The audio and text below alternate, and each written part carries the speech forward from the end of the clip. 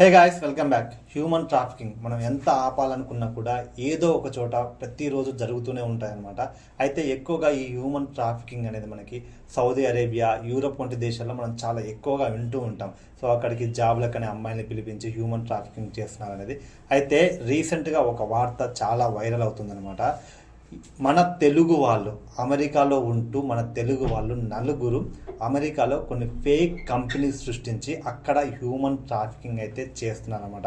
So మార్చి 13న అక్కడ Princeton కాలనీలో ఈ హ్యూమన్ ట్రాఫికింగ్ జరుగుతుందని కొంతమంది పోలీస్ అధికారులకి ఎవరో ఒక ఇన్ఫర్మేషన్ ఇస్తే అక్కడ ఒక హౌస్లో అయితే సిఐడి ఆఫీసర్స్ వీళ్ళంతా వెళ్ళి అక్కడ చెక్ చేయడం అయితే జరిగిందన్నమాట. అయితే అక్కడ 15 మంది యువతులను అయితే అదుపులోకి తీసుకోవడం జరిగింది. ఈ 15 మంది యువతుల్ని అక్కడ ఉన్న సంతోష్ కట్కూరి అండ్ అతని వైఫ్ ద్వారకా వీళ్ళిద్దరూ కలిసి వాళ్ళని అక్కడైతే హ్యూమన్ ట్రాఫికింగ్ అయితే చేస్తున్నారంట.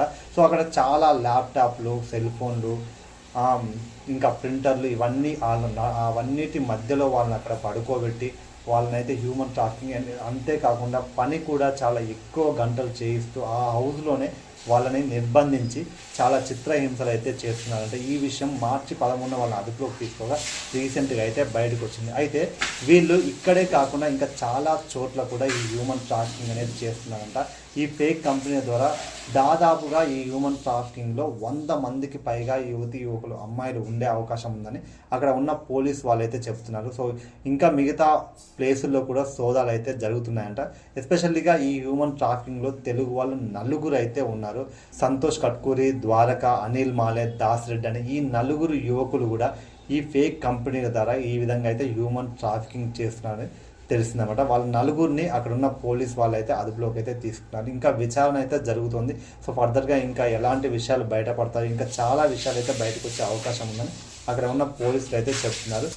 ఇలా మన తెలుగు వాళ్ళకి సంబంధించిన వాళ్ళు అమెరికాలో ఈ విధంగా హ్యూమన్ ట్రాఫికింగ్ చేయడం పట్ల మీ అభిప్రాయాన్ని అయితే కింద కామెంట్ రూపంలో అయితే తెలియజేయండి.